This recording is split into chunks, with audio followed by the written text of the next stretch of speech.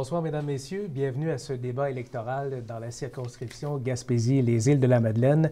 Ici Nelson Sergerie. Je serai ce soir en compagnie de Simon Carmichael, journaliste au Journal Le Soleil, pour co-animer le débat avec moi. Bonsoir, Simon. Bonjour, Nelson.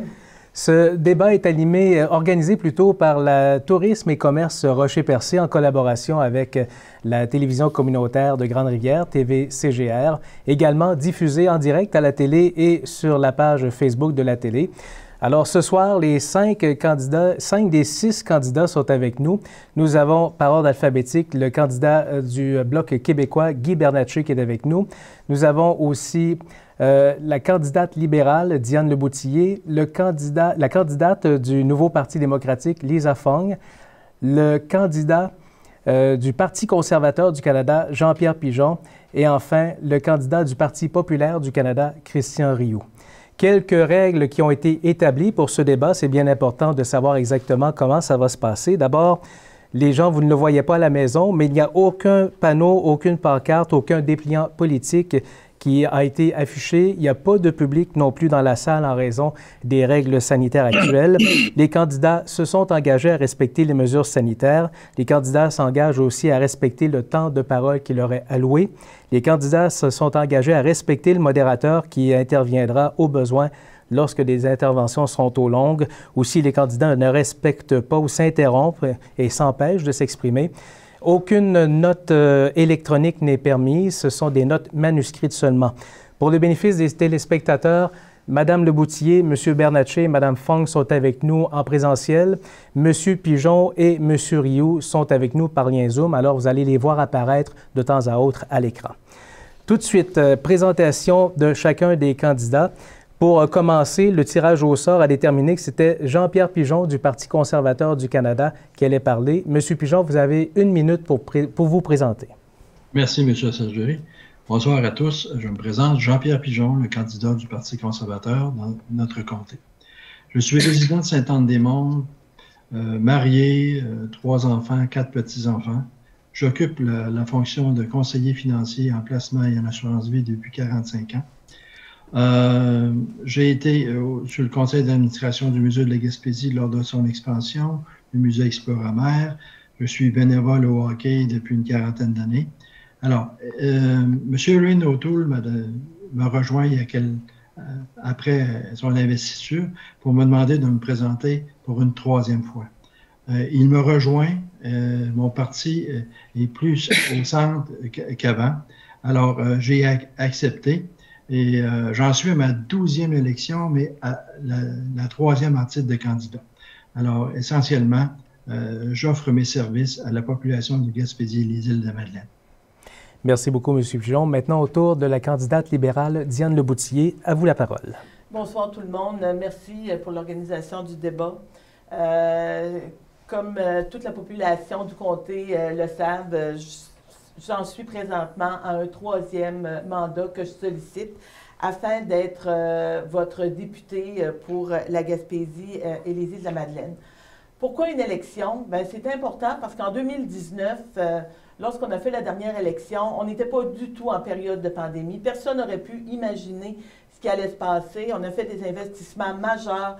On a mis 9 programmes en place pour aider la population, pour aider tout le monde à passer à travers la pandémie. Et maintenant, on a besoin d'un mandat clair pour pouvoir aller de l'avant et aller vers la relance économique au niveau du comté, mais aussi au niveau du Canada. Très fière du bilan que j'ai à présenter. Dans les 338 comtés au Canada, on est dans les 25 premières positions. Donc, on a eu des investissements majeurs. Et je peux vous dire que j'ai parcouru... Merci beaucoup, Mme Leboutillier. Tout le temps est écoulé. Maintenant, au tour du candidat bloquiste Guy Bernatchez. Alors, bonsoir tout le monde. Merci aux organisateurs pour ce débat. C'est un exercice démocratique extrêmement important. Je suis content de voir que tous les candidates sont là ce soir. Ça fait que ça va être vraiment intéressant pour les électrices et les électeurs. Alors, vous me connaissez. J'ai été là en 2019 pour le Bloc québécois. Je suis de retour cette année. J'ai été investi l'an passé en présence du caucus du Bloc québécois Bonaventure. Depuis ce temps-là, j'ai parcouru la circonscription de long en large, bien souvent accompagné de mon chef, aux Îles-de-la-Madeleine comme en Gaspésie. Puis ça m'a permis de bien cerner les enjeux qui préoccupent la population. puis ainsi peaufiner mes connaissances pour me représenter, puis être vraiment à la hauteur de la population gaspésienne et des îles. Alors, je suis content d'être là, puis je suis content de pouvoir débattre ce soir avec les autres candidats. Puis, on a des élections qui ont été lancées, on sait que ça va revenir au même point qu'avant, mais on va vivre avec, puis il faut être prêt pour faire face à la situation. Merci beaucoup, M. Bernatchez. Maintenant, au tour de Christian Rioux du Parti populaire du Canada. Bonsoir. Moi, je suis Christian Rioux, je suis originaire de Bonaventure dans Baie-des-Chaleurs. Je travaille au Cégep depuis environ 30 ans. Au niveau politique, j'ai déjà déposé des mémoires à diverses commissions parlementaires. J'ai été candidat pour le Parti conservateur du Québec à ses tout débuts en 2014. Et cette fois-ci, je me présente pour le Parti populaire du Canada. Je m'implique en politique depuis environ 15 ans parce qu'en tant que citoyen, j'étais écœuré de voir tout ce qui se passait dans le milieu politique. Et j'ai finalement trouvé des partis dans lesquels je pouvais me reconnaître. Puis c'est ma façon de m'impliquer, pour moi, de faire connaître ces petits partis-là qui commencent en me présentant comme candidat, faire des débats d'idées, particulièrement cette fois-ci avec l'hystérie sanitaire. Je rappelle qu'on m'avait demandé mon exclusion du premier débat, que j'ai été exclu du deuxième débat, puis que cette fois-ci, je suis obligé d'être en vidéoconférence. Alors, je pense que ça suffit avec l'hystérie sanitaire. Merci. Merci beaucoup, M. Rioux. Maintenant, pour terminer le tour de présentation, la candidate du nouveau Parti démocratique, Lisa Fong.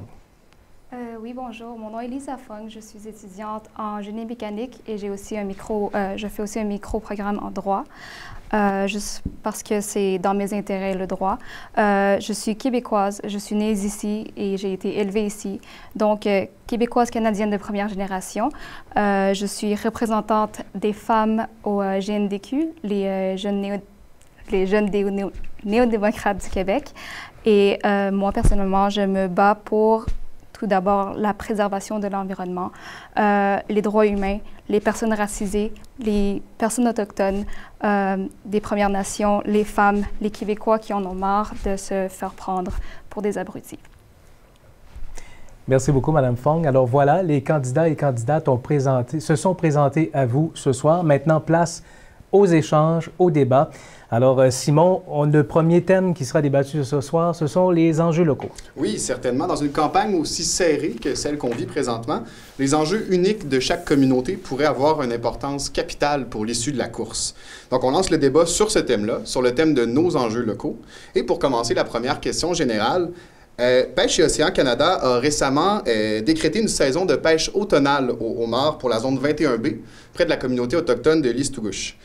Les pêcheurs professionnels, en fait, le regroupement des pêcheurs professionnels du sud de la Gaspésie dénonce cette décision-là. Alors, j'aimerais ça que les candidats se positionnent. Est-ce que c'était une bonne décision ou non? Et c'est M. Christian Rioux qui aura 1 minute pour répondre à la question. Je vous avoue que je n'ai pas tous les détails du projet, mais c'est difficile pour moi de me positionner. Est-ce que c'est une bonne décision ou pas?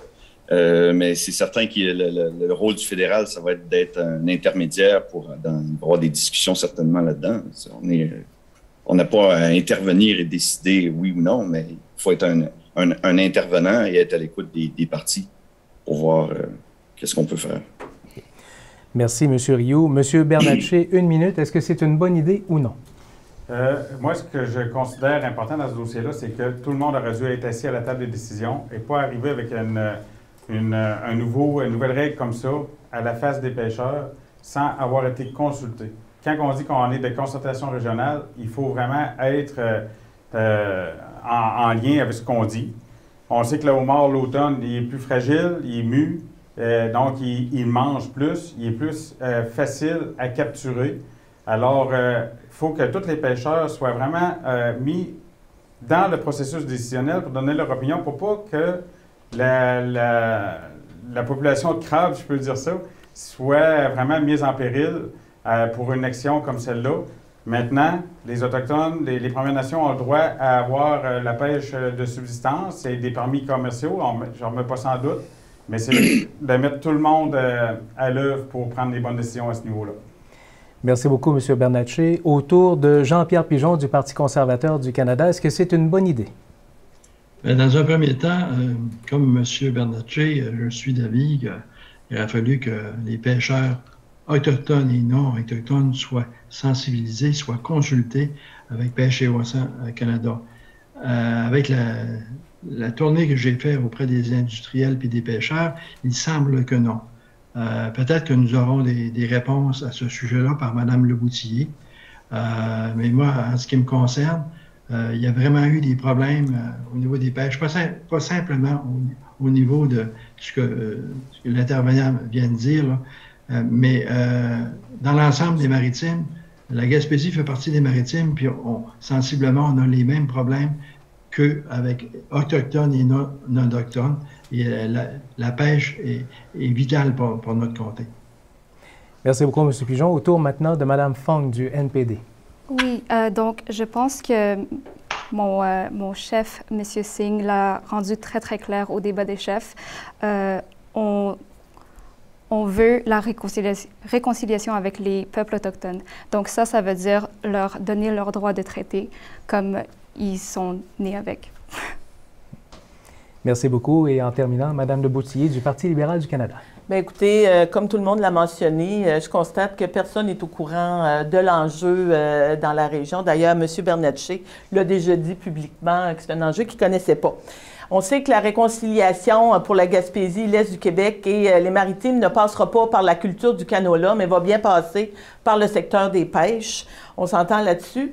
C'est un projet pilote qui a été présenté afin, on a besoin d'avoir des données pour pouvoir, on le sait avec les réchauffements climatiques, que le homard progresse vers Port-du-Maine pour progresser vers le nord. Donc, avec Pêche et Océan, on a besoin de ramasser ces données-là.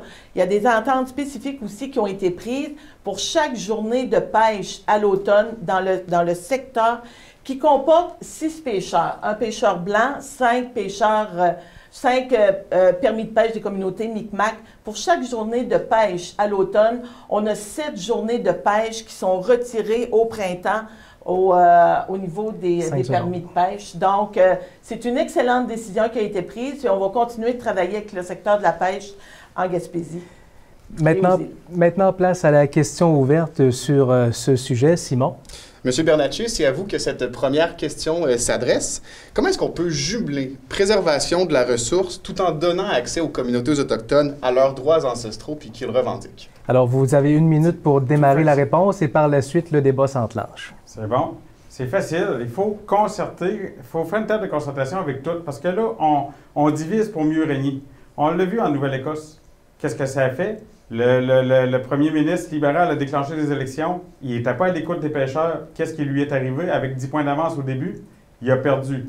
Peut-être qu'ici, moi, ce que j'entends, là, c'est que tout le monde, c'est une excellente décision. C'est drôle, hein? Je vois des communiqués de presse sortir des pêcheurs qui ne sont pas d'accord avec ça du tout, qui n'ont pas été consultés, puis qui sont choqués de ça. Puis là, c'est ça qui a fait que ça va amener de la chicane entre les deux nations. Puis, au lieu de les avoir concertés tout le monde ensemble, bien, c'est ça que ça fait. Puis c'est la manière des libéraux de gérer de tels dossiers, c'est de mettre la chicane pour mieux régner par la suite. Puis après ça, bien là, c'est une excellente décision. Puis on ose dire que les autres ne connaissent pas le dossier. Moi, je ne suis pas un scientifique pour savoir les déplacements du homard, mais je suis assez intelligent pour savoir que ça va faire de la chicane encore, comme c'est arrivé en Nouvelle-Écosse l'année passée. La question, le débat ouvert s'ouvre. Madame Leboutillier, je vous donnerai le premier droit de parole. Écoutez, ce que je peux vous dire, c'est que la pêche est commencée, puis apparemment que tout se passe très bien à l'heure où on se parle. Apparemment. Donc, c'est un enjeu qui est important. On a vécu le moratoire du poisson de fond en Gaspésie, puis dans les Maritimes. On sait ce que ça fait de ne pas préserver la ressource. Et je peux vous dire que les priorités, autant du gouvernement fédéral que du regroupement des pêcheurs côtiers de la Gaspésie, que des regroupements des pêcheurs au niveau des îles de la Madeleine et des communautés autochtones, c'est la préservation de la ressource et de pouvoir pratiquer la pêche dans les règles de l'art. Donc, il n'y a aucun des partis qui a intérêt à se tirer dans le pied avec tout ce qui a été vécu. L'autre chose aussi que j'aimerais vous rappeler, M. Bernatchez, puis dans votre point d'entrée que vous avez dit, vous savez, moi, là, je suis une grande fille. J'ai pas besoin que personne me tienne par la main, puis encore moins besoin d'un chef, là, pour me promener dans le comté, aller rencontrer les gens, aller parler de leurs enjeux, puis parler avec les pêcheurs, parler avec les communautés autochtones, parler avec les Madelinos. Monsieur Bernatchez, vous voulez répliquer? Ben non, je trouve ça un peu bébé lala. Le chef vient ici parce qu'il se préoccupe de la Gaspésie. Il ne vient pas annoncer de quoi aux îles de la Madeleine à partir de Percé parce qu'il n'a pas le courage d'aller l'annoncer. Il vient ici parce qu'il est préoccupé, c'est un régionaliste, il a à cœur la Gaspésie et les îles de la Madeleine, puis il vient démontrer. Puis moi, j'emmène des points comme le parc d'hivernage de Grande-Rivière, le port de Cap-des-Rosiers, le port de Cap-aux-Melles. Je lui explique, il vient sur le terrain le voir de visu, puis mec que je sois à Ottawa, puis mec que j'interpelle le chef en caucus, je vais lui dire pour débattre nos enjeux, il va les avoir vus, puis il va me défendre. Madame Fong? Oui, moi, je trouve ça un peu ironique qu'on parle de préservation de la ressource parce que tous les autres gouvernements, tous les autres partis veulent investir dans les pétrolières. Alors, on sait que les pétrolières, ça endommage l'environnement, ça endommage presque tous les autres partis veulent investir dans les pétrolières. Et je vais vous demander de rester dans le cadre des pêches, s'il vous plaît. Oui, on sait que ça endommage les eaux. On sait que... mais si nos eaux sont polluées, qu'est-ce qu'on va avoir à pêcher? Je vais lancer une question de relance pour les 2 dernières minutes. On entend beaucoup parler des négociations nation à nation. Si on ajoute les pêcheurs à ces négociations-là, est-ce qu'on ne défait pas, en fait, le principe de nation à nation? M. Bernatchez, c'est votre chef qui parle souvent de ça. Ben oui, de nation à nation. On sait que M. Blanchette a une très bonne relation avec M. Justin Picard, entre autres, et plein d'autres chefs au niveau des nations, des Premières Nations au Québec. Puis, nous, ce qu'on demande, c'est une concertation. C'est une consultation, c'est pas compliqué. Les acteurs qui ont les 2 mains dedans, il faut qu'ils soient consultés. C'est la même chose pour la pêche, pour la chasse aux phoques. Si on se fie trop aux hauts fonctionnaires des différents ministères qui gèrent ça, sans jamais se préoccuper de l'opinion de ceux qui sont sur le terrain, on en arrive avec des lois comme ça. Les chasseurs de phoques ne sont pas écoutés. On n'a pas parlé de la chasse de phoques. On n'a pas prononcé le mot phoque à la Chambre des communes depuis 2019. Monsieur Pigeon, voulez-vous intervenir? Bien là, je trouve le débat un petit peu emballé, là. Il y a des invectives entre M. Bernatchez et Mme la ministre, pas encore. Alors, moi, je pense qu'elle a fait ce qu'elle a pu, mais il y a d'autres choses à faire. Et moi, je m'engage à travailler directement à Ottawa parce que j'ai l'expérience depuis une quarantaine d'années, j'ai tous les contacts au niveau de mon parti et des certains fonctionnaires. Et si c'était expérimental, Mme Leboutillier, je vous remercie de nous avoir tous renseignés, mais c'est pas ce que j'avais su. Je vous remercie d'avoir fait ce commentaire-là. C'est vraiment quelque chose que j'apprécie, madame. Monsieur Pigeon, merci beaucoup. Monsieur Rioux, vous avez 30 secondes pour le mot de la fin de ce premier bloc. Au niveau des relations autochtones, on est le parti qui a avancé qu'il fallait arrêter les traités, les anciens traités qui sont paternalistes, qui encouragent la dépendance. Il faut renégocier les ententes avec les Amérindiens. Absolument. Ça fait partie de ça aussi. Monsieur Blanchard, le Bloc québécois demande l'abolition de la loi sur les Indiens. C'est dans notre plateforme. On est 2 d'abord. Ça complète ce premier bloc de discussion qui était sur les enjeux locaux. Maintenant, deuxième bloc, le développement économique. Alors, Simon, quel est le grand thème? Alors, le développement économique, on sait que la Gaspésie et les îles ont longtemps pratiqué une économie de subsistance et les secteurs saisonniers sont particulièrement importants pour nous. On peut penser, par exemple, à la foresterie, on peut penser au tourisme, mais surtout à la pêche. Et c'est d'ailleurs un secteur qui est une colonne vertébrale pour ce qui est de la MRC du Rocher-Percé. De quelle façon est-ce qu'on peut s'assurer que la Gaspésie et la MRC du Rocher-Percé soient capables d'innover dans ce secteur-là et s'assurer de pouvoir faire partie de la pêche du futur? Madame Fong du NPD, à vous la parole. Oui, bien sûr. Donc, je reviens toujours au changement climatique et la préservation de l'environnement. Je crois vraiment que c'est ça la solution, de ne pas endommager nos forêts, parce qu'on le sait que le changement climatique, ça amène des saisons plus froides, des températures plus extrêmes dans toutes les saisons. Et de ne pas... Pardon, est-ce que vous pouvez me rappeler la question? Oui, en fait, la question, c'est comment est-ce qu'on peut s'assurer d'avoir la pêche du futur ici en Gaspésie?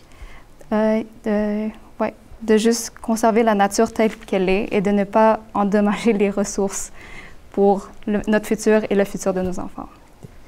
Monsieur Bernatchez, 1 minute, à vous la parole. La diversification. La diversification, c'est extrêmement important, pêcher toutes les espèces, développer la consommation de ces espèces mal aimées qu'en ce moment on envoie en Asie, par exemple. Alors, c'est d'essayer de diversifier notre pêche. En ce moment, on est dans un âge d'or concernant le crabe et le homard et c'est tout à fait formidable pour tout le monde. Mais il faudrait commencer à se diversifier pour prévoir l'avenir parce qu'on sait que les ressources naturelles, ça fait ça. Puis, je reviens avec la chasse aux phoques. Tantôt, je disais, on n'a pas dit phoque à la Chambre des communes, c'est bien le loup marin, hein, en passant. Je reviens avec le loup marin. Il faut qu'il y ait des actions de prise concrètes pour la chasse au loup marin, puis d'en parler, puis la démocratiser pour que, justement, on crée un équilibre pour les stocks de poissons dans le fleuve. Le loup marin fait partie d'un enjeu majeur par rapport à ça. Merci beaucoup, M. Bernatchez. Maintenant, au tour de Jean-Pierre Pigeon du Parti conservateur du Canada. Alors, on sait que la pêche, le nerf de la guerre à Gaspésie et aux îles de la Madeleine, pratiquement tous les maires ont envoyé leur demande, on doit dire, le liste d'épicerie. Et on parle des quais, on parle des pêches, on parle de toutes sortes de choses. Mais spécifiquement sur le poisson, on sait qu'il y a un réchauffement climatique. Notre parti l'a dit, nous avons une plateforme à ce niveau-là. Avec le réchauffement climatique, ce qui arrive, c'est que le poisson, les crustacés et le poisson changent d'endroit parce que ça se réchauffe. Il faudrait absolument qu'il y ait un consensus entre tous les partis, pas les partis politiques, mais les partis, je parle des autochtones, non autochtones, un bon débat qui puisse se faire pour, en fin de compte, garder notre ressource pour le futur. J'ai des petits-enfants et je crains que, évidemment, cette ressource-là est toujours en diminuant. Il n'y aura pas la chance de goûter de ce que Mme Leboutier ou moi, on a goûté depuis des années. Merci beaucoup, M. Pigeon. Donc, comment innover pour la pêche du futur? Mme Leboutier, à vous la parole. Écoutez, on a mis en place justement un fonds des pêches qui permet autant à l'industrie de la capture qu'à l'industrie de la transformation de pouvoir avoir des méthodes de pêche qui soient éco-responsables, d'avoir une meilleure mécanisation au niveau des outils de pêche, au niveau des industries de la transformation aussi, de pouvoir offrir des meilleurs produits. On a aussi mis en place un programme qui sert à ramasser les engins fantômes. Donc, tout ce qui est dans le fond de l'océan, qui a été laissé dans les années passées, donc pour pouvoir justement protéger nos océans. Puis on a un plan important au niveau de l'environnement sur la protection des océans. Ça va être la meilleure façon de pouvoir protéger le secteur des pêches, puis aussi de travailler de concertation. Puis on sait que Pêche et Océan Canada, quand on parle de la préservation puis le contrôle de la ressource, tout ce qui est fait actuellement, c'est pour ne pas revivre ce qu'on a vécu antérieurement avec le moratoire du poisson de fond. Merci beaucoup, Mme Leboutier. En terminant, M. Rioux du Parti populaire du Canada. Bonjour. Donc, nous, notre parti, on veut être responsable et cesser le gaspillage et surtout les cadeaux électoraux. Fait que distribuer des subventions un peu partout, ça, c'est pas la meilleure solution. C'est certain que nous, on privilégierait plutôt de développer des nouvelles technologies, des nouveaux marchés, justement, comme on disait, avec les nouveaux, des espèces qui sont sous-exploitées. Et aussi, il faut arrêter d'exagérer avec les réchauffements climatiques. Ça a été 1 degré en 100 ans. Et après ça, depuis 20 ans, il n'y a plus aucun réchauffement. Il faut prendre ça avec un grain de sel. C'est pas l'apocalypse.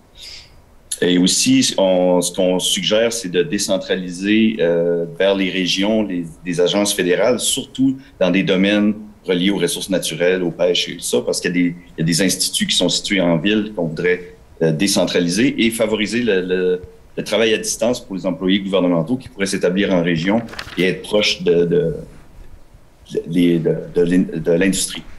Merci beaucoup, M. Rioux. Place maintenant au débat. Je vous invite à le faire de la même façon que vous l'avez fait au cours du premier bloc. Ça s'est très bien passé, c'était respectueux.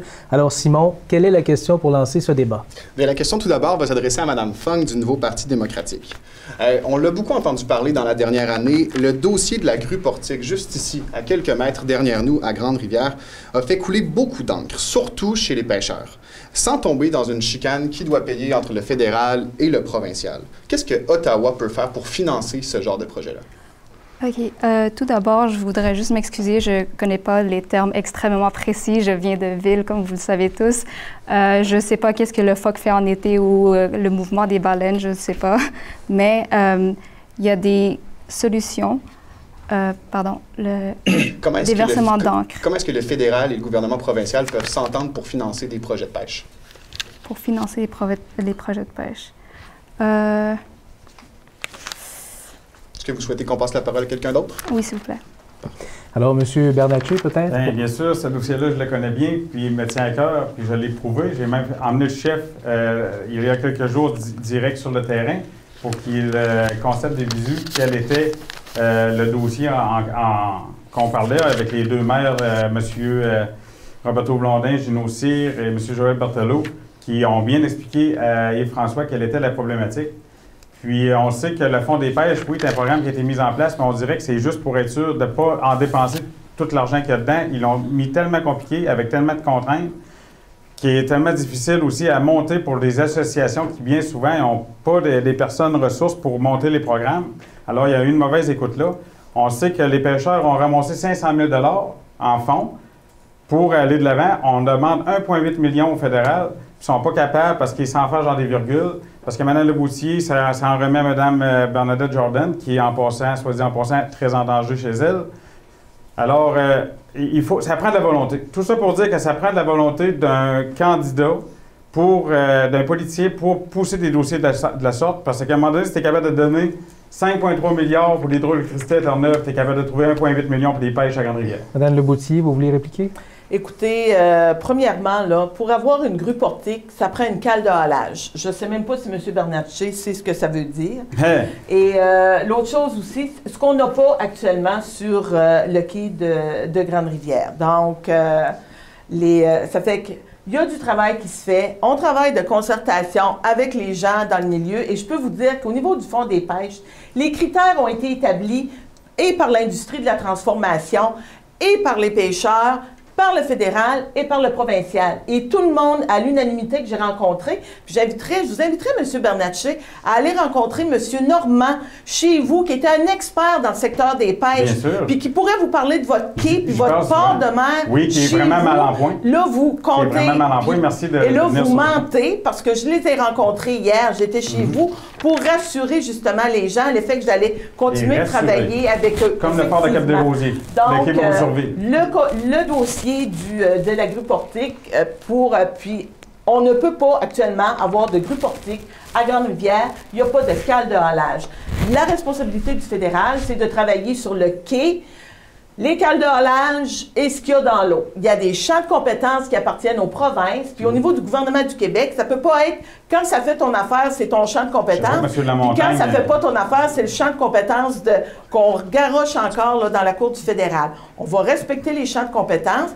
Je sais de quoi je parle, je connais les enjeux. D'accord avec ça. Contrairement à vous, Monsieur Rioux veut intervenir.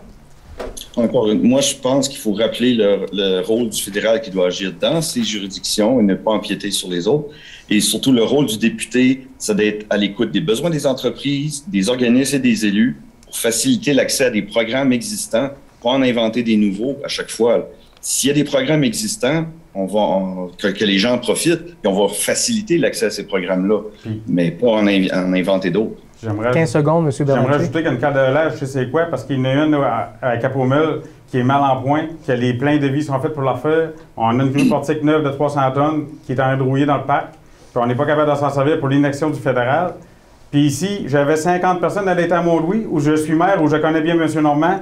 Avant-hier, j'étais ici, où il y avait 50 personnes avec 2 élus, que le travail n'a pas été fait ici. Merci beaucoup. M. Pigeon. Bon, évidemment, ce dossier-là, j'en ai parlé avec M. Cyr à quelques reprises. Ce qui a été demandé par le Fonds des pêches, c'est 1,703 million. C'est 78 %. L'implication du fédéral, on ne doit pas se mêler le provincial-fédéral. Ce que Christian a dit, c'est exactement ça, Mme Leboutier. Il ne faut pas mélanger les choses. Il y a des juridictions qui sont fédérales, d'autres qui sont provinciales. Moi, si on m'interpelle pour que je puisse discuter dans ce dossier-là avec le gouvernement provincial, la CAQ et le Parti conservateur sont très proches. Je pourrais me servir de mes influences pour essayer d'arranger les choses. Mais je ne fais pas de promesses. Mme Leboutier a fait ce qu'elle a pu, mais il y a moyen de peut-être faire autre chose, d'autres volets. Merci, M. Pigeon. Il reste 30 secondes à cet échange et Mme Fong, vous avez la conclusion. Oui, les autres candidats ont peut-être l'expertise et ils ont le vécu à Gaspé, mais je crois que pour 99 % des personnes à Ottawa, ça ne veut rien dire une grue portique. OK? Vous voulez quelqu'un qui va vous représenter, qui va protéger l'environnement et je crois que ça pourrait être moi. Merci beaucoup, Mme Fong. Donc, ça conclut ce volet-là. Comme vous avez pu le constater depuis le début, on a beaucoup parlé du secteur des pêches. On va aller maintenant dans un autre secteur extrêmement important de l'économie gaspésienne et des îles, le secteur touristique. Alors, Simon, quelle est la grande question pour partir ce bloc? Oui, certainement, le tourisme, vous venez de le dire, Nelson, c'est un des moteurs économiques, sinon le moteur économique de la Gaspésie. Donc, sans surprise, on va en discuter ce soir. La question première. Donc, le Rocher Percé est une icône internationale puis un moteur d'attraction touristique d'importance pour la Gaspésie. Chaque année, on voit des centaines de milliers de visiteurs qui s'y arrêtent pour le voir, qui passent par le village et qui se font photographier. Toutefois, autant à Percé que dans la grande région de la Gaspésie, l'hébergement, autant pour les locaux que pour les touristes, est un problème.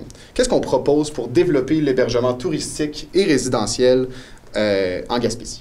Et Mme Leboutillier, à vous la parole pour 1 minute. Écoutez, le tourisme est sans contredit là, un des piliers majeurs dans notre économie, puis crée là, au niveau de la Gaspésie et des îles là, des milliers d'emplois.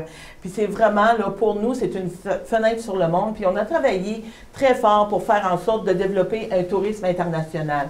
On voit qu'actuellement, avec la période de pandémie, au niveau des frontières, c'est plus compliqué, mais on a quand même le Canada aussi, là, où on a 30 millions de personnes là, qui peuvent venir là, dans notre circonscription.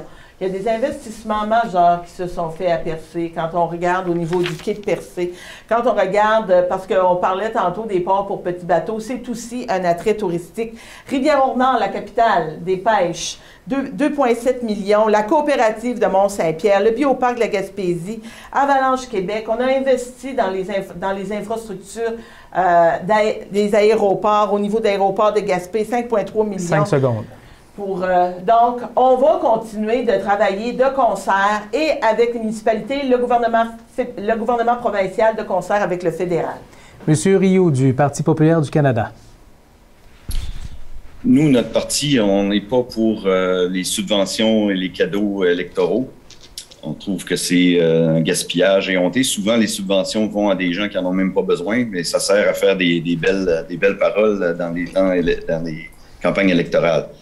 Nous, on préfère moins de subventions, mais plus d'incitation avec des crédits d'impôt, des choses dans ce genre-là, qui fait que parce que présentement, le logement, la construction, les problèmes de logement sont liés à des hausses à cause des taxes excessives, qui fait que le prix des matériaux est très élevé. C'est des obstacles à la construction. Donc, on voudrait baisser les taxes. Notamment la taxe carbone, qui est une taxe ridicule qui fait juste hausser le prix d'absolument tout et qui ne change absolument rien. C'est ça, c'est ce que j'avais pour ça. Excusez-moi. Merci beaucoup, M. Rioux. Maintenant, au tour de M. Bernatchez du Bloc québécois. Donc, qu'est-ce qu'on peut faire pour développer l'hébergement qui manque actuellement en Gaspésie pour les touristes? Développer l'hébergement, bien moi, je parle de tourisme. Puis pour faire du pouce sur ce qu'on a dit tantôt, le quai à Mont-Louis, dans les millions que Mme Leboutillier dit qu'elle a annoncé, elle a mis 26 millions sur un enrochement qui n'est plus un quai, c'est un enrochement, c'est un brise-lames à Mont-Louis. Puis sur son site, elle marque ça au fond des pêches. Je ne sais pas si elle a dit ça à M. Normand, mais il n'y a pas grand bateau de pêche qui vont là. Puis le quai de pêche océan pour l'usine de Cuisimère est en mauvais état. Première chose, puis si on avait pu faire une marina à l'abri du fameux brise-lames, comme je l'avais demandé comme maire à Mme Leboutillier, qui m'a dit, moi, Transport Canada, je ne leur parle pas, bien, on aurait développé le tourisme à Mont-Louis pas mal plus efficacement. Le fort de Cap-de-Rosier, qui est un emblème majeur du patrimoine gaspésien, a été délaissé par le gouvernement libéral. Il y a eu sa majorité de 2015 à 2019. Qu'est-ce qu'elle fait? Zéro. 2019 à 2021, pour le fort de Cap-de-Rosier, Mme Leboutillier, qu'est-ce qu'elle a fait? Zéro. Qu'est-ce que ça va changer de... Pourquoi ils ont été en élection pour essayer d'avoir la majorité? Qu'est-ce que le Bloc leur a empêché de faire? Qu'est-ce que les autres partis leur ont empêché de faire depuis 2 ans? S'il avait été majoritaire, le fort sera refait. Merci, M. Bernatchez. Autour de Mme Fong. Oui, dans le fond, dans la plateforme du NPD, on veut ajouter 110 000 logements abordables au Québec d'ici 10 ans, dont la moitié d'ici 5 ans. Mais pour ça, il faut améliorer le transport et c'est pour ça que le NPD a ajouté des éléments dans sa plateforme pour s'ajuster aux besoins de la campagne. Oui, dans le fond, aujourd'hui, le NPD a annoncé un support pour la relance de la ligne de train entre Matapédia et New Richmond. Ça va stimuler l'économie, ça va amener des gens, parce que qui voudrait habiter dans une ville où c'est inaccessible? Monsieur Pigeon, vous avez le mot de la fin pour ce premier bloc au niveau tourisme. Donc, qu'est-ce qu'on fait pour développer l'hébergement touristique en Gaspésie? Bien, dans notre plateforme, on a, par le biais d'un projet de 500 millions que nous avons, pour des projets basés sur des demandes émanant des provinces, des territoires et des municipalités, à des organisations à but non lucratif, demandant, toutes ces demandes-là vont être acceptées pour l'hébergement et la construction jusqu'au 31 décembre prochain.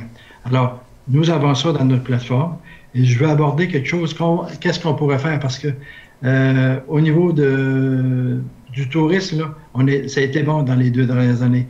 Mais quand les frontières vont être ouvertes, on va avoir un peu plus de difficultés à avoir des touristes.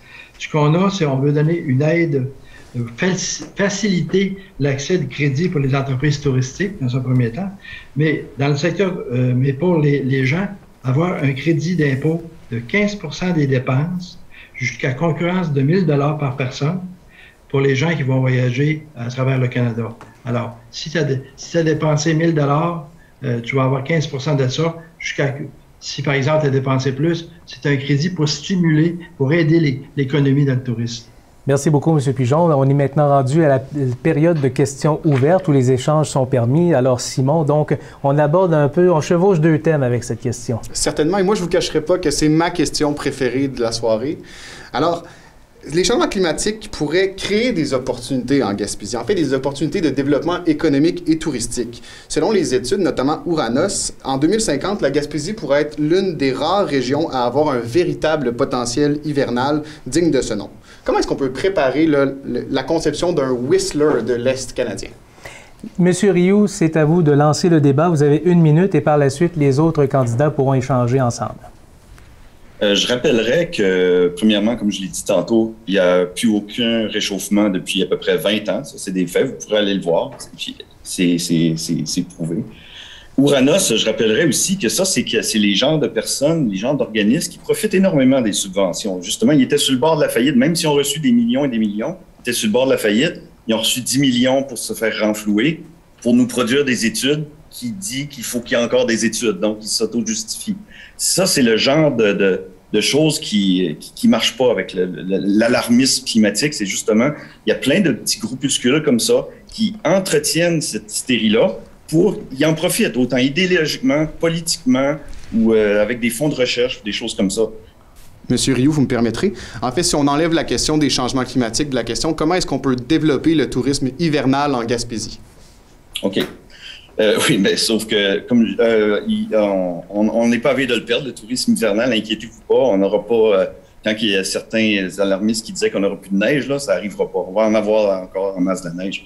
Fait que, donc, c'est sûr que, encore une fois, on revient avec le logement, les logements touristiques.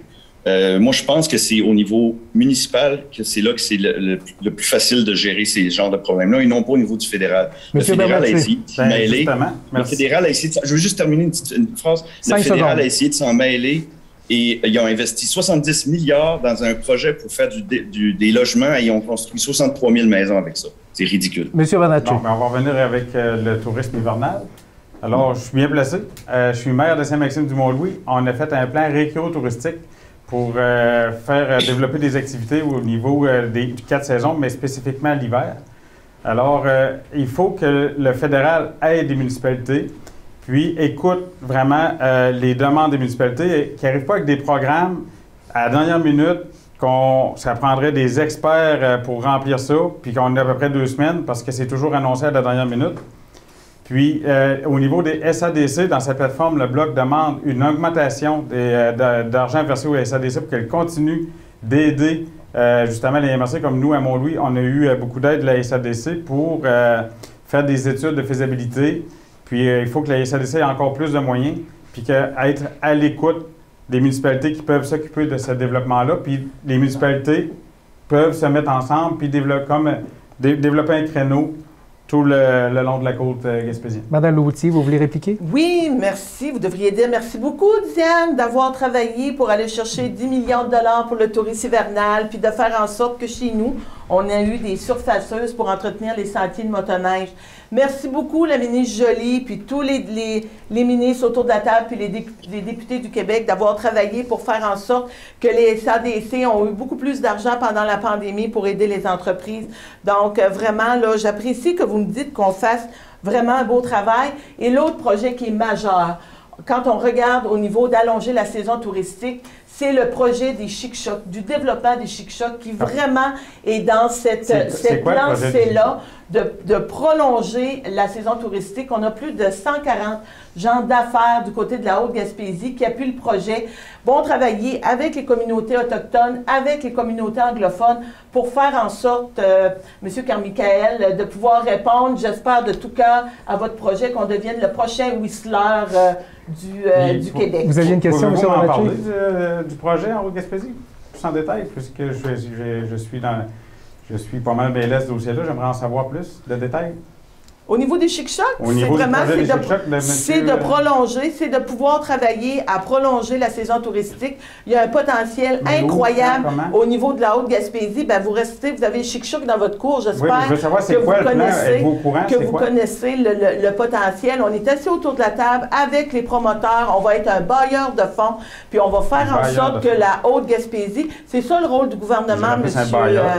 C'est ça le rôle du gouvernement, c'est de travailler avec des résultats concrets. Puis comme je le disais, pas seulement être quelqu'un qui parle pour dire... Autour de Mme Fong, s'il vous plaît. Mais des bras et des jambes pour accomplir puis avoir des résultats pour la région. Mme Fong et après M. Rioux. Parfait. En premier lieu, le changement climatique, ça ne sera jamais quelque chose de positif pour moi.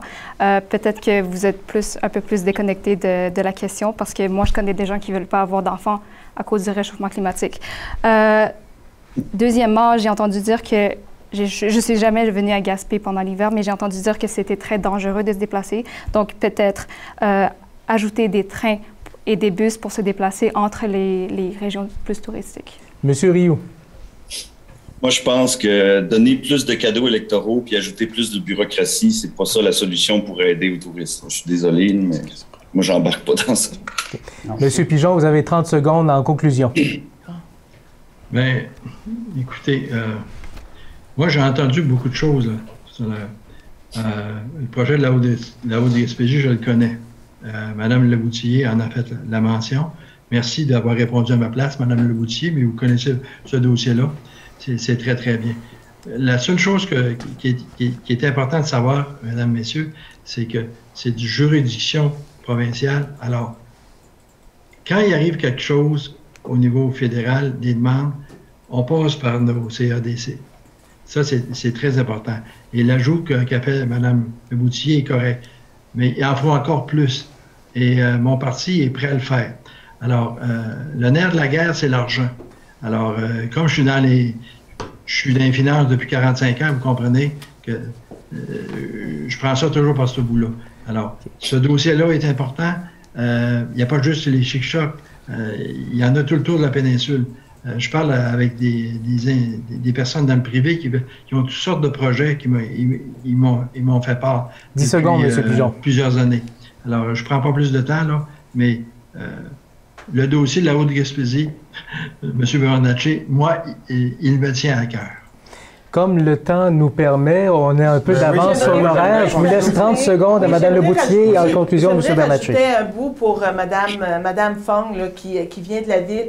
Juste pour vous dire, Mme Fong, on a investi 47 millions de dollars au niveau du fédéral pour ramener le train, au moins le train de marchandises jusqu'à Port-Daniel. On a un autobus aussi qui fait le tour de la Gaspésie. Et on est tellement avant-gardiste qu'on a même un transport collectif qui s'appelle le Régime, qui dessert la population. Donc, vraiment, la Gaspésie puis les Îles-de-la-Madeleine, le comté, là, avec tout ce qu'on vit au niveau des changements climatiques, puisque ça a apporté dans le milieu, on est énormément sensibilisé au niveau environnemental en Gaspésie. 30 secondes, M. Bernatchez. J'aimerais rajouter, Mme Fong, on a des vaillants travailleurs qui ouvrent la neige l'hiver sur nos routes. Nos routes sont sécuritaires. À part quelqu'un qui a une tempête, quand il y a une tempête à Montréal, c'est pas moins dangereux qu'ici, c'est le danger est là. On a des vaillants travailleurs qui entretiennent nos routes et nos routes sont pas moins dangereuses qu'ailleurs. Puis on n'est pas plus ignorant qu'ailleurs non plus par rapport au changement climatique. Merci beaucoup, M. Bernatchez. Voilà maintenant que nous sommes rendus au 4e thème de ce débat de ce soir qui va porter sur l'environnement. Alors Simon, quel est le grand titre? Bien justement, ça nous permet de faire une belle transition. L'environnement, c'est le sujet qui, selon les sondages, interpelle le plus les Canadiens durant cette élection. Et la Gaspésie, d'ailleurs, est particulièrement fragile au changement climatique. On l'a vu là, dernièrement, notamment à Grande-Vallée, où il y a eu des inondations majeures qui risquent de se répéter avec le temps. Depuis quelques années, on a vu des tempêtes importantes qui ont sérieusement endommagé nos infrastructures ici en Gaspésie, des infrastructures privées, des infrastructures publiques. On se rappellera de la fameuse tempête de Percé. On peut croire que ces événements-là vont être de plus en plus fréquents. C'est quoi le plan qu'on a pour contrer les changements climatiques, mais surtout, c'est quoi le plan qu'on a pour répondre à ces catastrophes climatiques qui vont arriver plus souvent? Monsieur Bernatchez, vous avez la parole pour une minute. Bien, premièrement, le Bloc exige le rétablissement et puis la bonification du programme de protection des berges aboli en 1997. Puis l'État doit se doter d'une véritable stratégie d'action en concertation avec tous les acteurs, dont les municipalités, extrêmement importants. Là, on parle d'environnement, puis on se dit vert plus que vert que tout le monde. On le sait que le Canada est le seul pays du G7 à avoir augmenté ses émissions de gaz à effet de serre depuis l'accord de Paris. On sait que M. Trudeau a donné plus d'argent aux pétrolières que M. Harper. Alors, à un moment donné, il faut être sérieux, il ne faut pas rire du monde, puis il faut trouver des solutions qui sont locales par rapport à ce qu'on connaît. On le sait qu'en Gaspésie, aux Îles-de-la-Madeleine, on fait face à l'érosion côtière. Il faut trouver des solutions. Il va falloir que le fédéral soit présent. On a des élections qu'on tient absolument pour rien en ce moment qui vont coûter 612 millions. Le 612 millions que M. Trudeau a décidé de jeter dans la porte du poêle, il aurait pu servir à ça. Lisa Fong du NPD, à vous la parole pour une minute. Oui, dans le fond, le NPD, on a comme objectif la carboneutralité d'ici 2050. Mais pour ça, il faut commencer maintenant. La solution, c'est pas d'investir plus dans les pétrolières et encore moins dans le troisième lien. Pour ça, on a comme solution les transports collectifs à 100% électriques d'ici 2030 et de nombreuses taxes pour punir, justement, pénaliser ceux qui veulent trop investir dans le pétrole.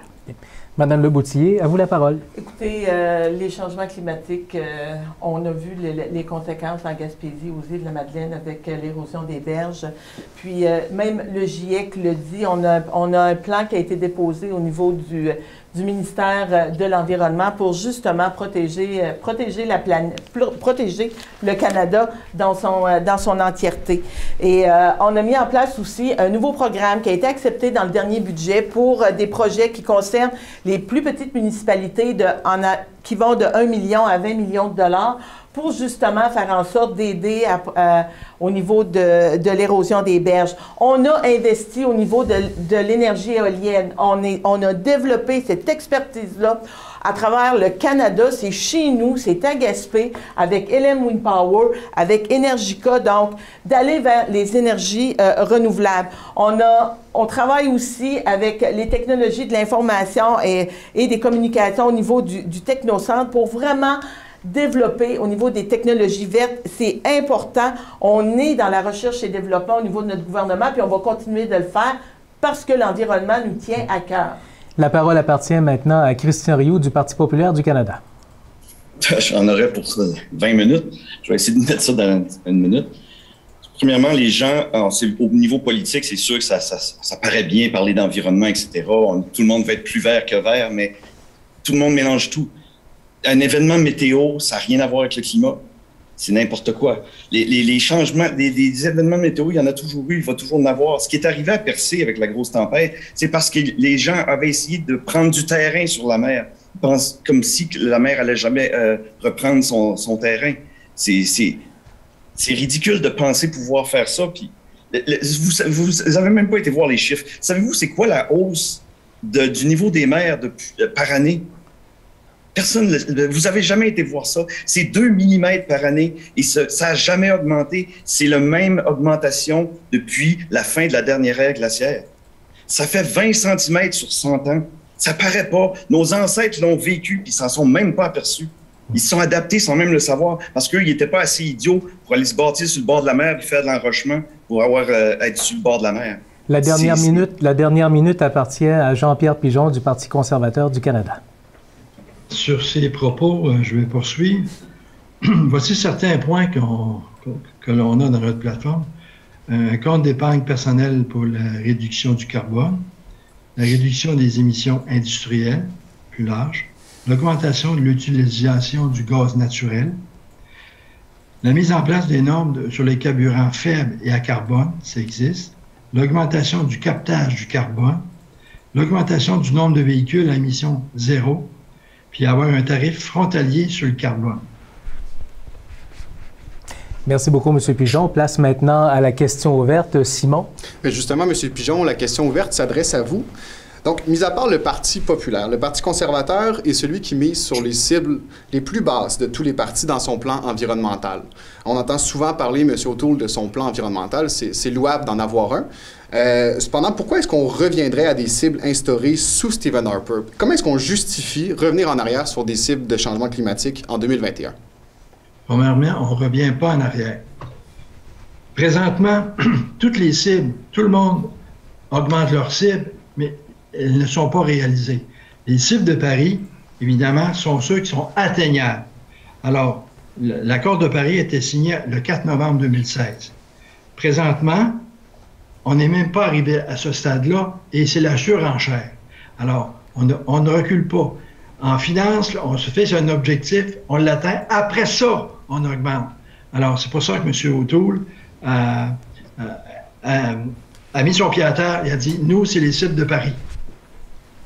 Madame Oui, écoutez, on travaille en recherche et développement, puis on l'a vu avec le Québec au niveau de tout ce qui touche là, le développement de la filière électrique. On a pris des ententes avec Lion au niveau des batteries électriques. On va vers les voitures électriques. On travaille aussi toute la recherche et développement en ce qui concerne l'agriculture pour avoir du matériel agricole qui puisse utiliser l'électricité. On le voit, on travaille pour aller de moins en moins vers le pétrole pour complètement abolir les énergies fossiles. Puis c'est important de le faire. Puis tout ce qu'on a mis en place avec, comme je disais, l'énergie éolienne, on a du vent, on en a amplement. D'ailleurs, j'ai été avec M. Bernatchez la semaine passée aux Îles-de-la-Madeleine où on inaugurait un parc éolien au niveau des îles. Fait qu'il y a du travail qui se fait dans notre région. Ça crée des emplois, ça crée de la diversification. Puis oui, les prochains emplois vont être verts. M. Bernatchez. Justement, si on continue avec les ressources renouvelables, la forêt, le Bloc québécois a fait un plan vert pour aider l'industrie forestière parce qu'on sait que l'industrie pétrolière reçoit des milliards, l'industrie automobile en Ontario a reçu des milliards et l'industrie forestière au Québec des miettes. Le plan vert du Bloc québécois va préconiser que les édifices fédéraux se fassent en bois, puis qu'on fasse des produits comme avec la biomasse. Puis aussi, on a parlé des gaz à effet de serre. Les 2 milliards d'arbres de M. Trudeau sont où? Au lieu de promettre 2 milliards d'arbres, que c'est de juridiction québécoise, nous ici, on n'a pas besoin du fédéral de planter des arbres. On a des ingénieurs forestiers, des organisations qui sont capables de faire ça. Mais au lieu de donner des millions à M. Irving au Nouveau-Brunswick, il aurait dû en donner des millions au Québec pour l'arrosage, pour la tordeuse des bourgeons d'épinette. On n'a rien eu du fédéral à ce niveau-là. M. Pigeon veut intervenir. Rien pour la forêt non plus. M. Pigeon? Bon, je vais répondre à M. Bernatchez, là. Nous, les conservateurs, pardon, ce qu'on veut faire, c'est régler le conflit de bois d'œuvre avec les États-Unis. Il y a 20% qu'il faut régler, là. Former un groupe de travail pour le caribou des bois parce que, évidemment, c'est pas évident. Protéger nos forêts contre les parasites. Vous l'avez touché, M. Bernatchez, mais c'est dans notre plateforme. Améliorer notre réponse aux feux de forêt, parce que ça existe au Canada. Dans notre territoire, on en a de temps en temps. Puis élaborer une stratégie sur l'avenir de la foresterie. Ça, c'est dans notre plateforme et c'est concret. C'est des belles paroles. Moi, j'aimerais savoir comment le Bloc québécois vous allez livrer. On va livrer. Vous avez jamais, premièrement, vous ne serez jamais au pouvoir. C'est quoi le pouvoir? Puis la seule ambition que vous avez, c'est de mourir dans l'opposition. Ça fait qu'écoutez, vous n'avez pas empêché, tout le temps que vous étiez au niveau du... le Bloc était là, vous n'avez jamais pu empêcher la réforme sauvage que les conservateurs ont voulu faire au niveau de l'assurance-emploi. Vous n'avez pas été capable de retarder l'âge de la retraite de 65 à 67 ans. Monsieur Bernatchez, je vais vous laisser le droit de parole. Bien, merci. Avoir le pouvoir et avoir du pouvoir, c'est deux choses. Le Bloc québécois avait du pouvoir. Puis quand on était là, savez-vous c'est pourquoi? C'est pour le scandale des commandites. Vous avez été mis au banc des punitions pendant 15 ans. avec raison. Puis avec toutes les choses qu'on entend dans les derniers jours, ça va peut-être bien arriver de nouveau. Depuis que je suis arrivé au pouvoir, je veux continuer, je veux finir. On a le meilleur bilan. Monsieur Rioux a levé la main, vous pourrez réintervenir, Mme Leboutillier. Monsieur Rioux. Ils ne parlent plus d'environnement, ils sont encore la chicane entre les libéraux et le Bloc. Moi, je veux revenir sur les éoliennes et les véhicules électriques. Les libéraux n'arrêtent pas de donner des subventions pour acheter des votes aux éoliennes en disant c'est du vert, c'est du vert. Il n'y a rien de plus pas vert qu'une éolienne. Une éolienne coûte plus cher en énergie fossile à construire et entretenir et installer et toute la patente mise en ligne, là, ça coûte plus cher d'énergie fossile que ce que ça donne en électricité. 15 secondes, M. Bernatchez. 15 secondes, M. Bernatchez. 15 secondes, Mme Leboutillier. 15 secondes, M. Bernatchez, et après, ce sera vous. Vous n'avez jamais lu aucun document scientifique sur M. Rioux, c'est tout, puis il connaît tout. Là. Excusez-nous, M. Rioux, si on est ignorant, mais on va continuer de faire le débat sur les vrais enjeux. L'éolien, c'est une filière dont on peut être fier en Gaspésie. Depuis tantôt, moi, au moins, je suis sur le sujet. La parole est à M. Bernatchez, s'il vous plaît. L'éolien, on peut être fier de notre filière éolienne. Mon père, qui est ta mère, a été un des politiciens précurseurs de la venue de la filière éolienne en Gaspésie, des parcs. On en a deux sur le territoire de la municipalité à Mont-Louis. Puis là, Hydro-Québec, à un moment donné, va aller en appel d'offres pour fournir de l'électricité aux États-Unis. Mais on sait que M. Trudeau a donné 5,3 milliards à Musquat-Fall, que ça va les aider à entrer directement en compétition contre Hydro-Québec, puis par la bande, par nos parcs éoliens pour vendre notre électricité. Madame Leboutillier. On a donné 5 millions de dollars à Energica. Savez-vous que Energica a ouvert des bureaux en Alberta?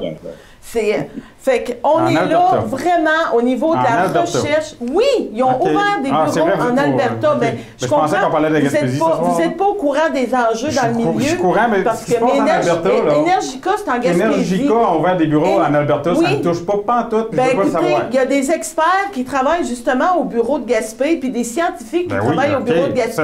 Puis ils partagent aussi tout le savoir qu'ils ont, justement au niveau de l'éolien. Puis vous venez de me dire que vous voulez pas qu'une entreprise de la place se développe. Non, vous avez dit... Non, c'est une honte. Vous devriez avoir honte de parler en mal de nos entreprises chez nous. J'ai dit que vous avez subventionné une entreprise pour ouvrir des bureaux en Alberta.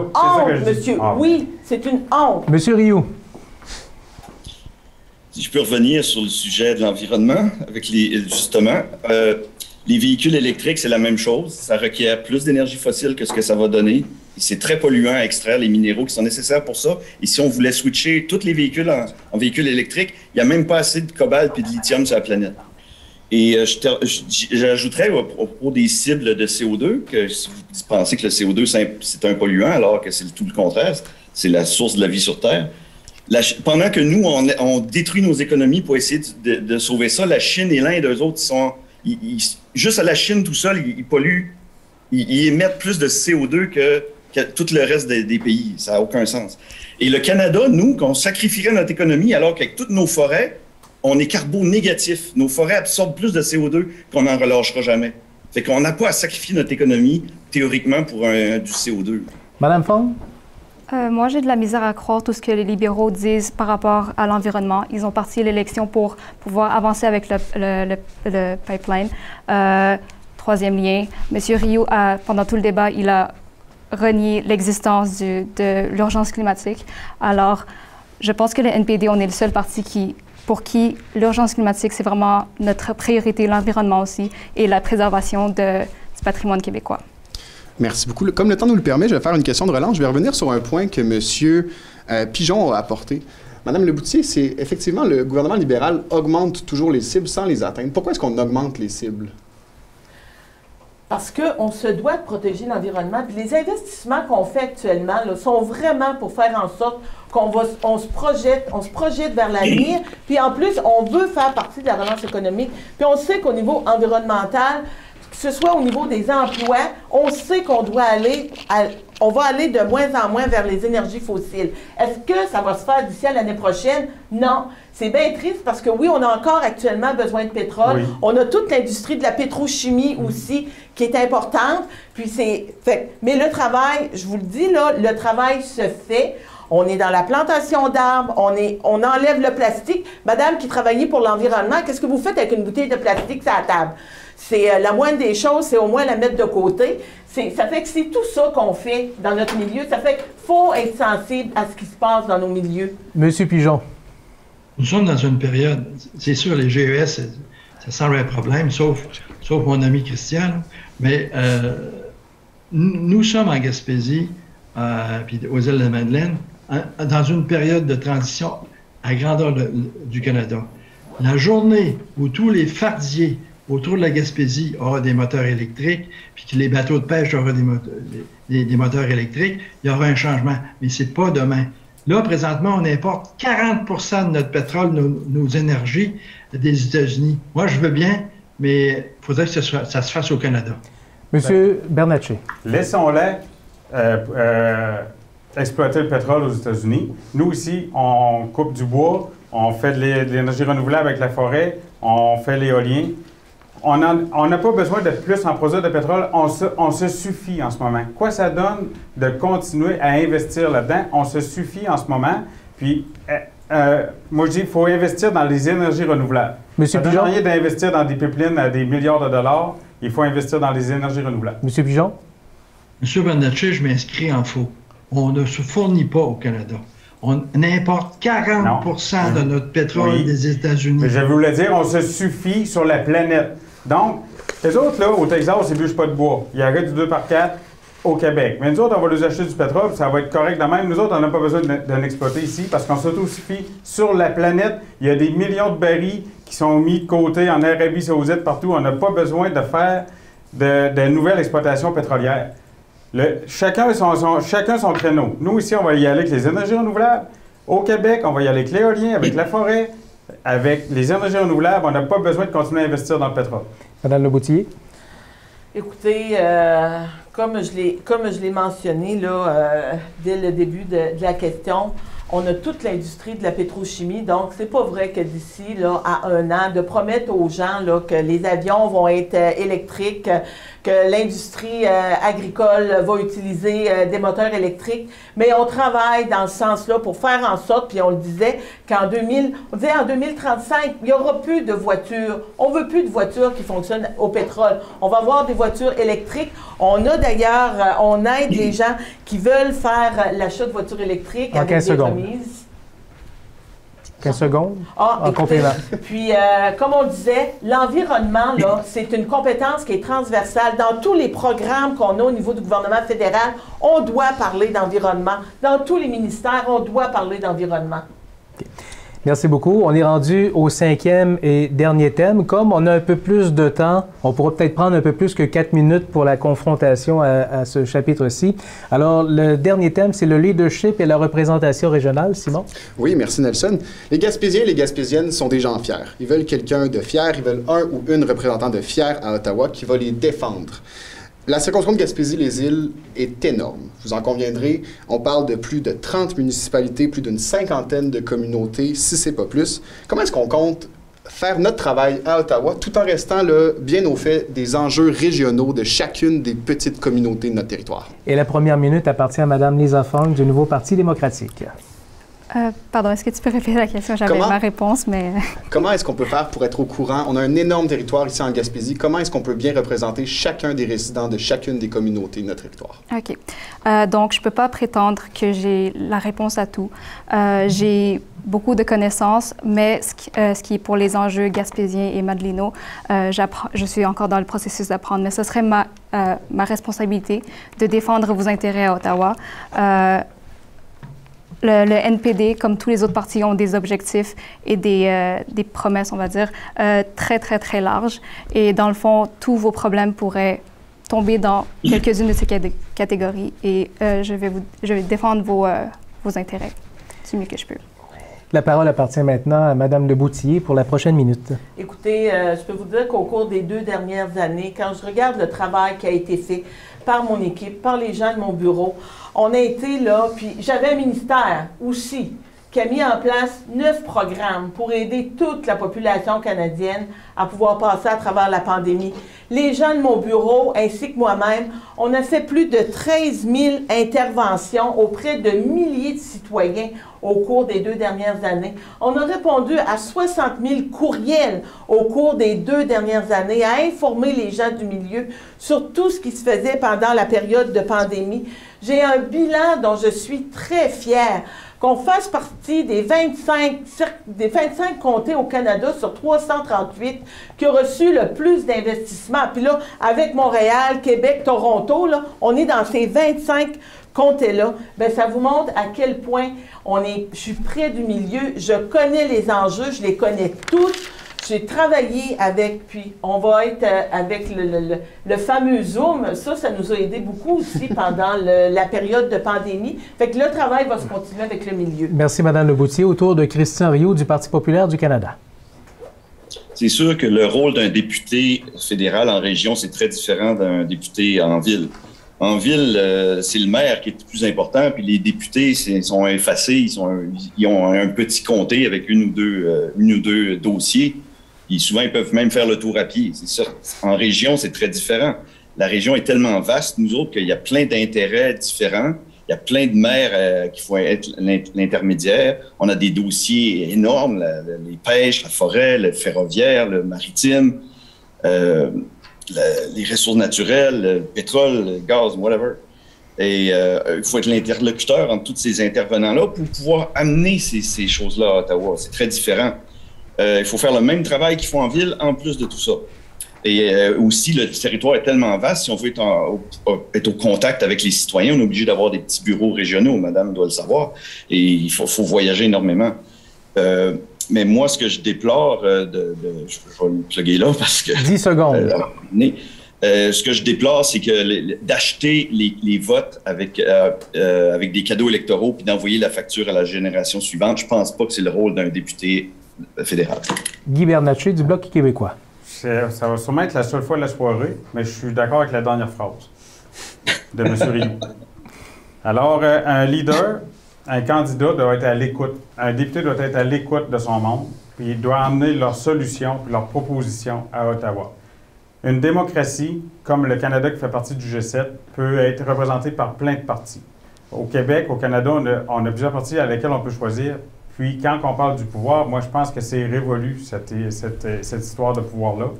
Parce qu'avoir le pouvoir, des fois, c'est de s'asseoir à la table des ministres et pas être capable de se lever pour dire le contraire d'un collègue qui dit quoi, comme Mme Leboutier ne peut pas parler contre Mme Jordan pour les pêches, exemple.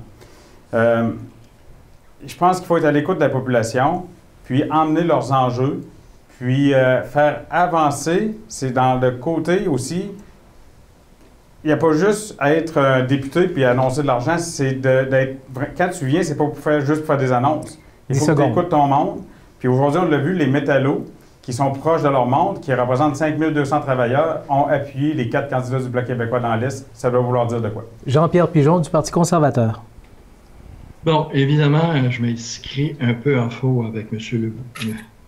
Bernatchez parce que il est évident que ça ne se passe pas de même à Ottawa. Moi, j'y ai travaillé entre 84 et 93 et je sais comment ça se passe.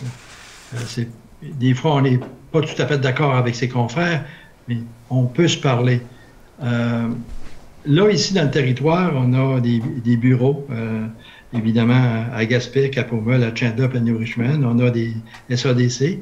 Mais ce qu'un député doit faire, c'est surtout discuter avec les préfets des MRC et les 3 conseils de bande que nous avons sur le territoire.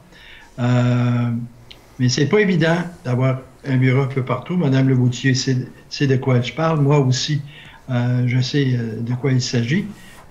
Évidemment, avec un leadership, là, c'est la courroie entre les préfets des MRC, les maires indirectement, et d'amener les choses en choisissant ces batailles. Parce que c'est pas avec toutes les listes d'épicerie que j'ai reçues de toutes les maires là, que je vais être capable. Ça se peut pas, je vais manquer d'argent. Merci beaucoup, M. Pigeon. L'argent ne s'invente pas. Merci beaucoup, M. Pigeon. Un leadership Merci beaucoup, M. Pigeon. Alors, on s'est rendu à la question ouverte sur le thème leadership et représentation régionale. Alors, Simon?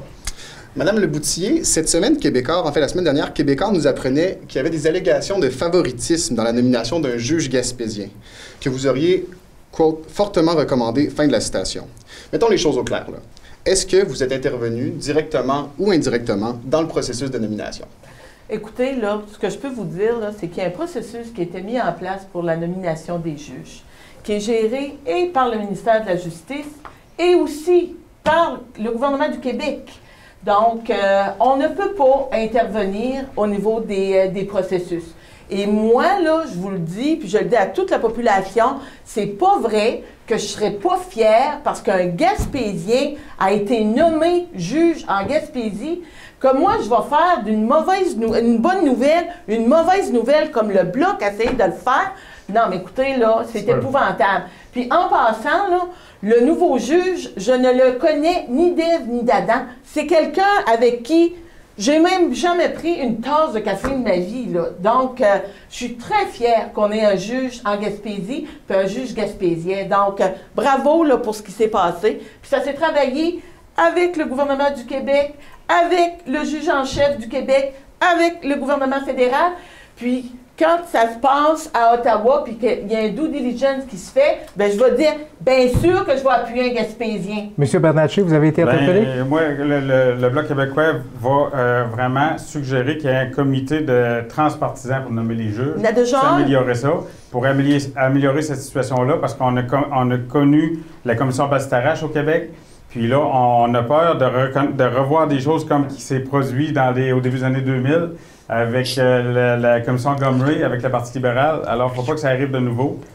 Non, moi, je pense que la population... Mais c'est une vraie honte de ne pas appuyer un Gaspésien. Non, mais écoutez, là, une entreprise, tantôt Energica, puis là, maintenant, un juge qui a été nommé, approuvé par Québec, approuvé par Ottawa. Puis vous, là, vous levez encore le nez là-dessus. Non, mais gars, la population, au-delà de la tricherie sur les nominations, sera le seul juge le 20 septembre. Puis pour en venir avec le pouvoir, Louis Plamondon, qui va battre un record parce qu'il va être élu, là, il va avoir la plus longue carrière politique à Ottawa de tous les temps, dans tout le pays. Lui, il est dans le coin de Sorel-Tracy. Son comté, il est là depuis 1984, puis 91 depuis le Bloc québécois. Ça veut-tu dire qu'à Sorel-Tracy, ils ont eu 0 scène depuis 1991 parce qu'ils ne sont pas au pouvoir? Non, c'est pas de même que ça marche. Monsieur Pigeon. C'est pas de même que ça marche, M. Pigeon. M. Rioux a demandé la parole. Oui, justement, nous autres au PPC, c'est une des raisons pourquoi je m'ai impliqué en politique, c'est qu'on était écœurés de toutes les magouilles, de la corruption, de toutes ces manigances-là, des amis politiques. Ça fait des années que ça dure avec tous les vieux partis. Trudeau c'est le seul premier ministre de l'histoire du Canada qui a été reconnu 2 fois, même pas, il n'avait jamais eu d'autre avant lui, 2 fois coupable d'avoir enfreint les lois sur l'éthique, et même, il aurait même dû être 3 fois avec le scandale Oui. Les SNC-Lavalin et Aga-Khan, le scandale Oui. Moi, je dis, je vais rester poli dans ma citation, mais les politiciens, c'est comme des couches. Il faut les changer souvent. Vous savez pourquoi. Monsieur Pigeon. Bien, dans ce dossier-là, si vous l'abordez, là, moi, ce que je peux vous dire, c'est que jusqu'à preuve du contraire, Mme Leboutillier n'est pas coupable.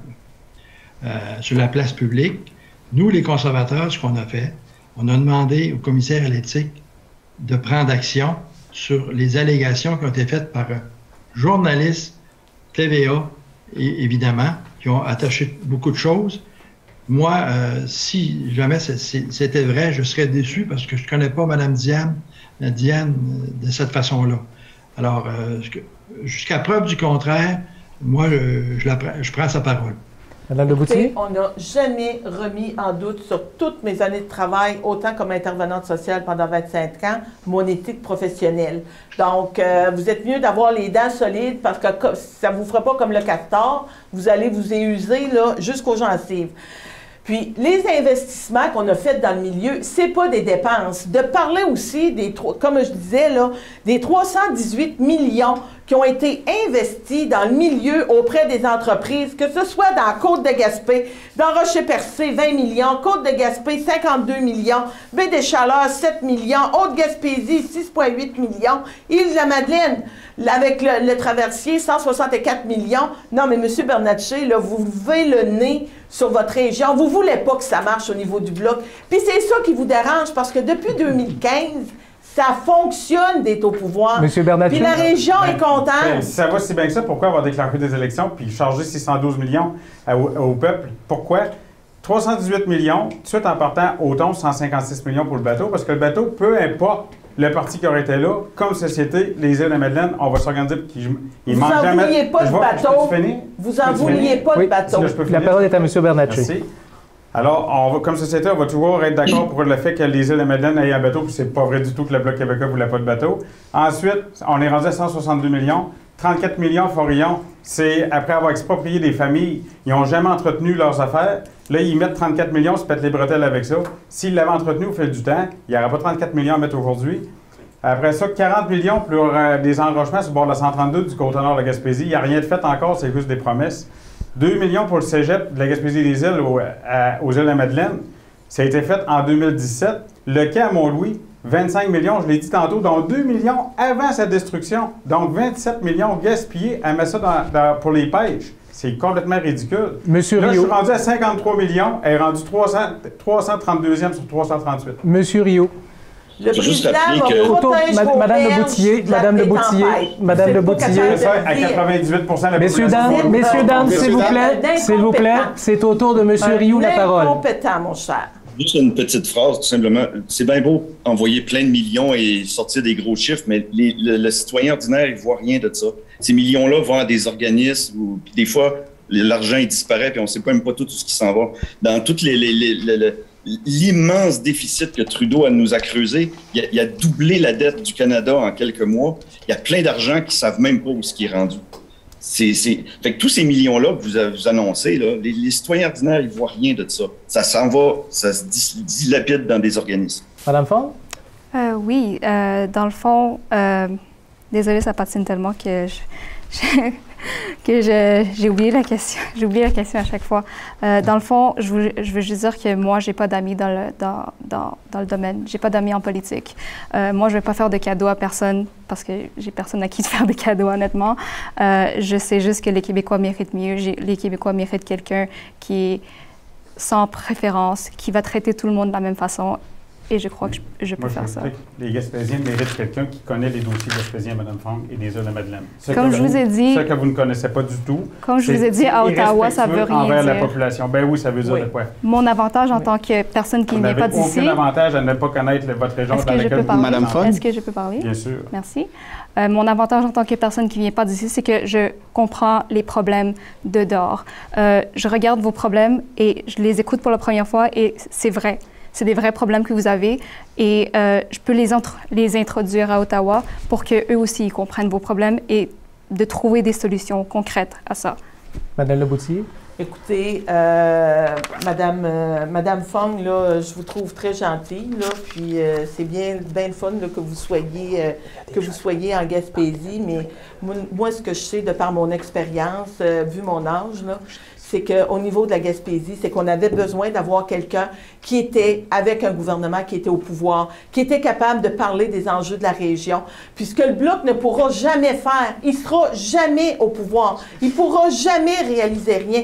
Nous autres, on a une plateforme, puis on va réaliser ce qui est écrit dans notre plateforme. Le Bloc peut avoir toutes les plateformes qu'il veut, il ne pourra jamais rien réaliser. Ce n'est pas eux qui prennent les décisions. Les décisions se prennent par le gouvernement qui va être au pouvoir. Donc, si, comme que les sondages l'indiquent fortement, le Parti conservateur gagne, puis que peut-être que vous ne perdez pas, vous donnez votre démission, bien, vous n'aurez plus d'affaires là, vous ne serez pas au pouvoir. Le Parti libéral va gagner. Le Parti libéral a été... Alors, si vous détenez la vérité. Le Parti libéral a été avec la population pendant les 2 années de pandémie. On a supporté les employeurs, on a supporté les employés avec les subventions salariales, on a supporté les personnes âgées, on a supporté Puis je suis au courant des enjeux, je suis capable d'en parler. Vous ne pouvez pas en parler. Vous ne connaissez pas le secteur de la pêche. Ah non. Puis je le disais tantôt, en plus, vous ne dites pas la vérité à la population.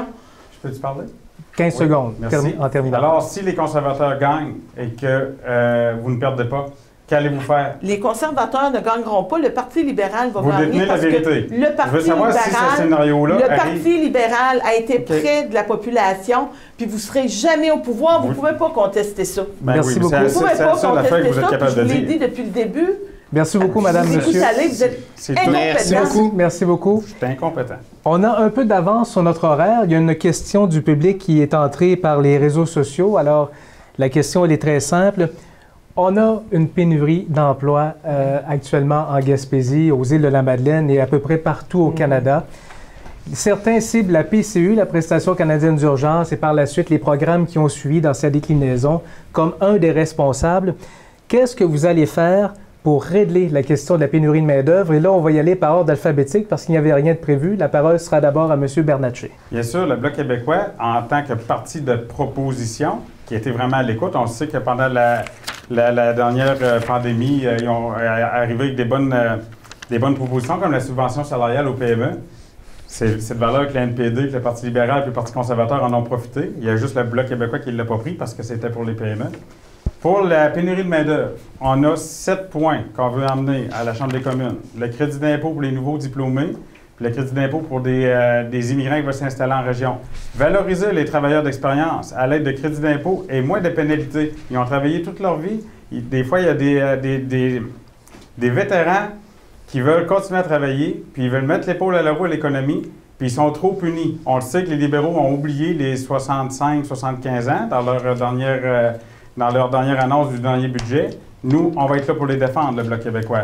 Suspendre la PCRE immédiatement. Quand même que c'est moins que c'était.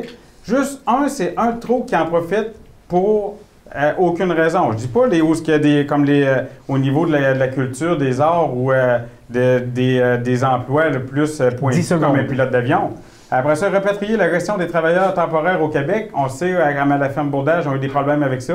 2 gouvernements. Ça c'est juste un gouvernement qui s'occupe de ça. Merci, M. Bernatchez. Et bonifier les crédits d'impôt en recherche et développement, puis augmenter les transferts en santé. Merci beaucoup. L'ordre alphabétique nous amène à Mme Leboutillier. Bien, écoutez, M. Bernatchez, je suis contente que vous écoutiez ce que je dis puis que vous repreniez au moins les bonnes informations que je donne.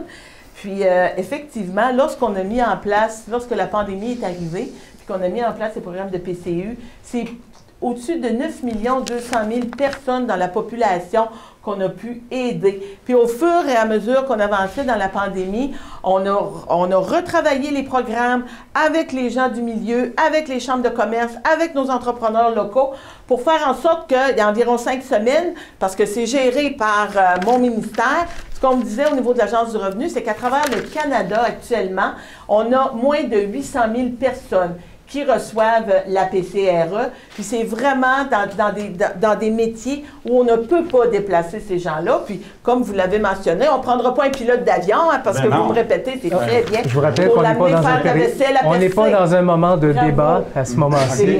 La parole appartient maintenant à Mme Fong du nouveau Parti démocratique. Oui, donc pour amener la main-d'œuvre à Gaspé et aux îles de la Madeleine, pour nous, une des priorités, c'est vraiment le transport. Comme je vous l'ai dit, ce matin, on a ajouté des choses à notre plateforme justement pour répondre aux besoins des Gaspésiens, notamment le projet de support pour la relance de la ligne de train entre Matapédia et New Richmond, comme je vous l'ai dit plus tôt, en attendant 2025. Donc, c'est ça. Donc, d'améliorer le transport, de permettre aux gens de venir ici, c'est la première étape. Ensuite, pour la relance économique, il faut que les riches payent.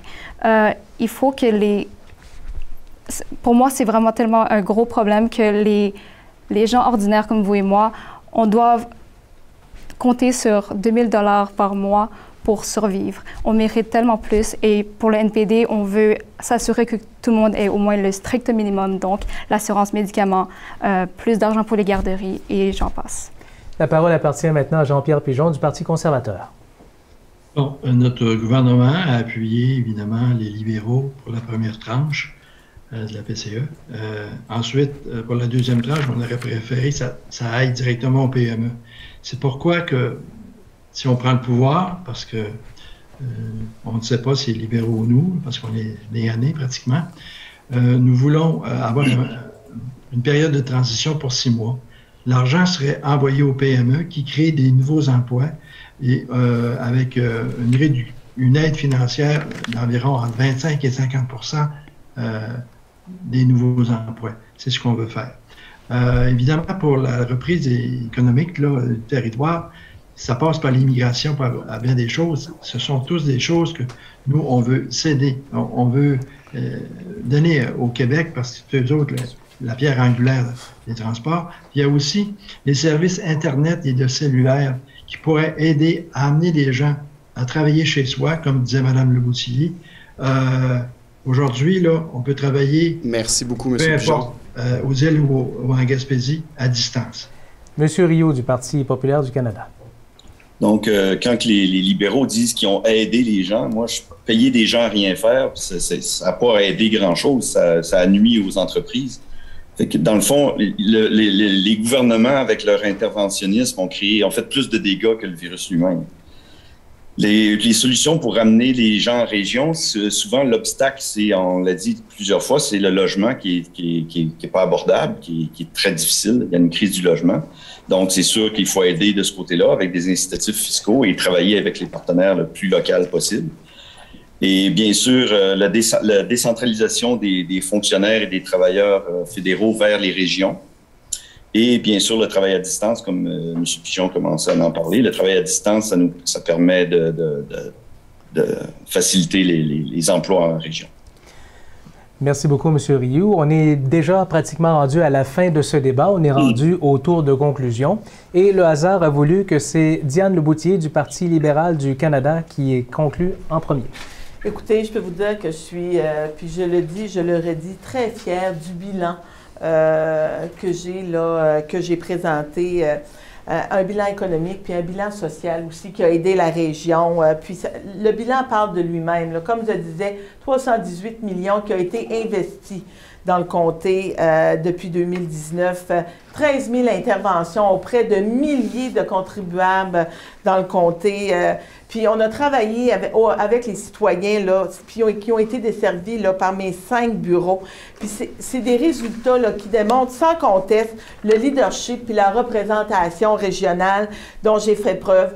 Et les gens m'ont fait confiance en 2015. Les gens m'ont refait confiance en 2019.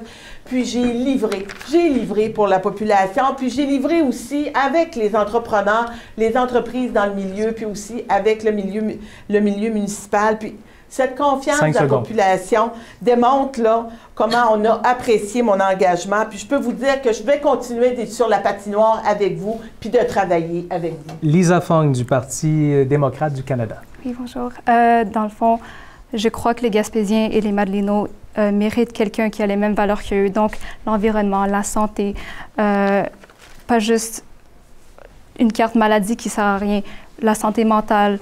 Je sais que les gens souffrent beaucoup de ça ici, c'est un gros problème, mais aussi l'assurance médicaments qui veut s'assurer que le monde est un monde dont il est fier et dont nos enfants où nos enfants pourront grandir en toute dignité demain.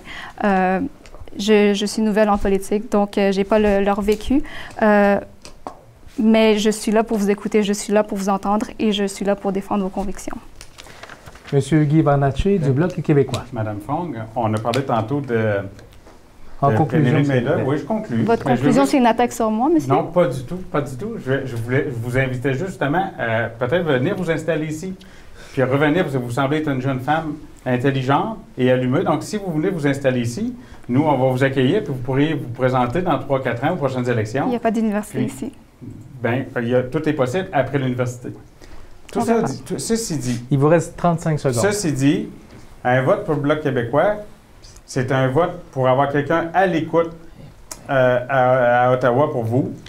Et François Blanchette est le seul chef à s'être levé debout lors du Québec bashing, lors du débat en anglais. M. Legault souhaite un gouvernement minoritaire. La seule manière d'y arriver, c'est de voter pour le Bloc québécois au Québec. Puis, j'ai l'expérience. J'ai été très impliqué au niveau de la politique locale, régionale dans les dernières années en Gaspésie. J'ai parcouru la circonscription dans les dernières années, derniers mois, dernières semaines. Alors, j'ai continué en campagne électorale, j'ai été à votre écoute. Puis, je pense que vous savez que vous pouvez me donner votre confiance parce que je vais être là jour et nuit pour vous, pour défendre vos enjeux à Ottawa. Merci. Merci beaucoup, M. Bernatchez. Christian Rioux du Parti populaire du Canada. En conclusion. Donc, les gens qui se présentent pour le PPC, comme moi, sont la plupart du temps des gens ordinaires, c'est pas des politiciens professionnels. On en a assez de tous les scandales, la corruption, des politiciens avec les pensées magiques qui se pensent plus verts que verts, qui vous donnent plein de cadeaux, puis qui mettent ça sur la carte de crédit de vos enfants. Ça va être beau plus tard, ça. Ils hypothèquent l'avenir. Nous autres, on se présente, on le fait par conviction, en investissant notre temps, notre argent. On a la fin de l'hystérie sanitaire.